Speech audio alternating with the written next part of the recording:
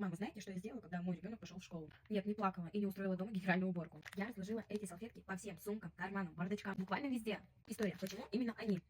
Потому что я знаю своего ребенка. Школа — это ручки после пластилина, после булочки, после прогулки, после «мам, я потрогал улитку». Еще вечная очередь в туалет, ну вы сами понимаете. Мини-влажные салфетки — настоящая находка. Они антибактериальные, убивают бактерии на 99,9%, но при этом они без спирта, не оставляют липкости и без резких запахов. Подходят для детей любого возраста и даже для малышей. А самое главное, они компактные. 8 штук их в упаковке, и в наборе их тоже 8. Хватит и в школу, и в садик, поездки, и мои сумки, которые я каждый раз меняю. Не сушит кожу, без липкости, ребенок не ворчит. Прошли микробиологический контроль, безопасный для всей семьи. И да, у них клапан, который не дает им высохнуть. Для меня это мастит, иначе ребенок достает сухую салфетку и спрашивает, что это. Короче, если ваш ребенок идет в школу, или в сад, или любит все потрогать, такие мини-салфетки должны быть в каждой сумке. Они реально спасают.